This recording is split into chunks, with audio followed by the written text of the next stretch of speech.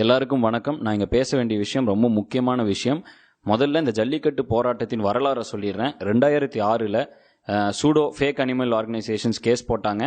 போட்ட உடனே பிஆர் ஐயா அப்படிங்கிற ஒரு டாக்டர் பி ராஜசேகர் இந்த கேஸ் அன்னையிலிருந்து ஒரு 10 வருஷ காலமாக தனியாக சிங்கிள் மேன் ஆர்மியாக ஃபாலோ பண்ணிட்டே வராரு. அவர் தான் வாதாடுறாரு தன் சொந்த சொத்துக்களை விற்று. அப்புறம் கார்த்திகேய சிவசேனாதிபதி 2012 இந்த ஆங்கிள் அப்படியே மாத்துறாரு. வீர விளையாட்டுன்னு போயிட்டு இருந்த விஷயத்த native breed preservation breeding science அப்படின்னு ஆங்கிளில் மாத்துறாரு. ஸோ இப்படி தான் இந்த போராட்டம் வந்துகிட்டு இருந்துச்சு அமைதியான வழியில்.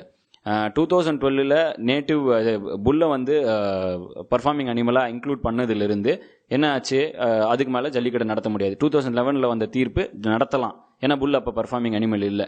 இப்போ என்ன நடந்துகிட்டு இருக்கு, புல்லை பர்ஃபார்மிங் அனிமல்லேருந்து ரிமூவ் பண்ணால் சட்டப்படியே நம்ம இந்த கேஸை ஜெயிச்சிடலாம். இவ்வளோதான் இந்த விஷயம். ஸோ அமெண்ட் பிசி ஆக்ட் தான் நம்ம நோக்கம், நம்ம கொள்கை. இந்த போராட்டத்தில் ஒரு கொள்கை எல்லாம் போச்சுன்னா நம்ம தோத்துருவோம்.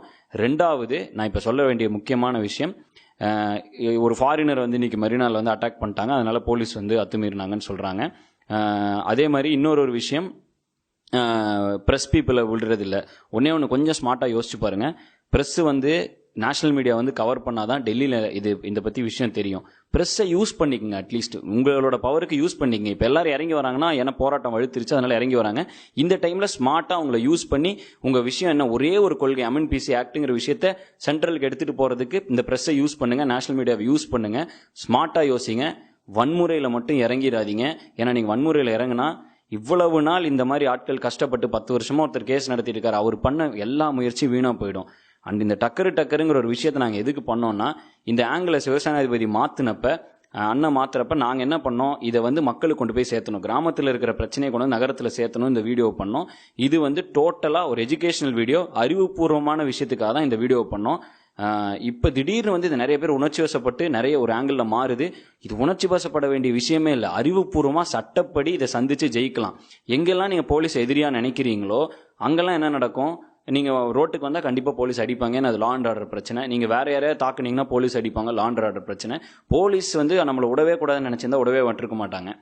இப்போ போலீஸ் நம்ம பாதுகாவலர்களாக நம்ம யூஸ் பண்ணிக்கணும். ஏன்னா அவங்களும் பாதுகாப்பு தர ரெடியாக இருக்காங்க. சட்டையை கழட்டினா உள்ளே இருக்கிறது ஒரு தமிழன் தாங்கிறதையும் புரிஞ்சுக்குங்க. நம்மளுடைய எதிரி யாரு, இந்த கேஸ் எல்லாம் போட்டாங்க பார்த்தீங்களா, அந்த ஆட்கள் தான், இந்த ஃபேக் அனிமல் ஆர்கனைசேஷன்ஸ் தான் நம்ம எதிரி. அவங்கள தான் நீங்கள் டார்கெட் பண்ணுமே தவிர, எவ்வளோக்கு எவ்வளோ போலீஸை டார்கெட் பண்ணுறோமோ அவ்வளோக்கு அவ்வளோ அவங்க அங்கே ஒரு ஏசி ரூமில் உட்காந்து ஜாலியாக இந்த வீடியோலாம் பார்த்துட்டு இந்த கிளிப்பிங்லாம் பார்த்துட்டு சிரிச்சிட்டு இருப்பாங்க. நாங்கள் டக்கர் போட்டதும் ஒன்று தான், ஒரே விஷயத்துக்காக தான். அலங்காநல்லூரில் முதல்ல இந்த போராட்டத்துக்கு நாங்கள் தான் முதல்ல போய் அதை ஆரம்பிச்சுட்டோம். அதுவும் எதுக்குன்னா, நாங்கள் எங்கள் கொள்கையை பதிவு பண்ணதுக்கு தான் போனோம். நானும் பிஆர்ஐயா சேனாதிபதி எதுக்கு போனோன்னா, ஊர் பொதுமக்களுடன் அமைதி ஊர்வலம், எங்களுக்கு வந்து அமெண்ட் பிசி ஆக்ட் பண்ணி பர்ஃபார்மிங் அனிமல்லேருந்து புல்லை எடு, எங்களுக்கு ஜல்லிக்கட்டு நடக்கணுங்கிறதுக்காக தான் போனோம். அது திடீர்னு அங்கேருந்து வேற ஆங்கிள் அந்த போராட்டம் மாறிச்சு. பிஆர்ஐயா எங்களை உடனே கிளம்பு, இது உணர்ச்சி வசமான போராட்டமாக மாறிட்டு இருக்குன்னு எங்களை அனுப்பிச்சு விட்டாரு. முடிஞ்சு மெரினாக்கு வந்து அதே தான் அட்ரஸ் பண்ண, அமைதியாக இருங்க அப்போ தான் ஜெயிக்க முடியும்னு. நம்ம இப்போ உணர்ச்சி வசப்பட்டு அறிவுபூர்வமாக போராடாமல் விட்டுட்டோம்னா, ஒரு 10 வருஷ காலமாக இந்த மாதிரி ஆட்கள் உண்மையான ஹீரோக்கள் போராடிட்டு இருந்தாங்களா, அவங்களோட எல்லா முயற்சியும் வீணாக போயிடும். ஜல்லிக்கட்டு வரதுக்கான வாய்ப்பும் இல்லாமல் போயிடும். ஏன்னா நீங்கள் எவ்வளோ வன்முறையில் இறங்குறீங்களோ அவ்வளோ இந்த ஃபேக் அனிமல் ஆர்கனைசேஷன் பீட்டா இவங்களுக்குலாம் செம கொண்டாட்டமாக இருக்கும். ஜாலியாக அதை எவிடன்ஸ் எடுத்துக்கிட்டு இருப்பாங்க. அலங்காநல்லூர் நடந்ததும் அதே தான். அமைதி ஊர்வலத்துக்கு நடுவில் ஒருத்தர் காலை அவுத்து விட்டாரு. போலீஸ் வந்து எல்லாரையும் அடிச்சு விரட்டினாங்க. கொஞ்சம் யோசிச்சு பாருங்க, அந்த காலை யாராவது குத்தி இருந்துச்சுன்னா பீட்டா அதை அழகாக வீடியோ எடுத்து அடுத்த வருஷம் ஜல்லிக்கட்டு விடாமல் பண்ணியிருப்பான். ஏன்னா அதை தான் அவங்க இத்தனை வருஷமாக பண்ணிக்கிட்டு இருக்காங்க. ஏதோ ஒரு அசம்பாவித்தத்தை அழகாக கேப்சர் பண்ணி அதை வேற மாதிரி ப்ரெசென்ட் பண்ணுறது. இப்போ ரொம்ப நம்ம இருக்க வேண்டிய விஷயம். இப்போ நான் நேராக கோயம்புத்தூர் போயிட்டு இருக்கேன், மதுரையில் இருந்தேன். இப்போ இன்னைக்கு நேற்று சென்னை, நைட்டு சென்னை, இன்னைக்கு காலையிலேருந்து அடுத்து என்ன நேஷனல் மீடியா உள்ளே கொண்டு வரதுக்காக சேனாதிபதி என்ன ட்ரை பண்ணிட்டு இருந்தாரு. அந்த வேலையில் இருந்தோம். எல்லா வேலையும் விட்டுட்டு நீங்களும் எல்லா வேலையும் விட்டு போராடுறீங்க, நாங்களும் எல்லா வேலையும் விட்டு ஏன் இப்படிலாம் போயிட்டு இருக்கோம்னா, எல்லாரும் எஜுகேட் பண்ணுறதுக்கு. இந்த வீடியோ பார்த்தீங்கன்னா உங்கள் பக்கத்தில் இருக்கிற நண்பனை எஜுகேட் பண்ணுங்க.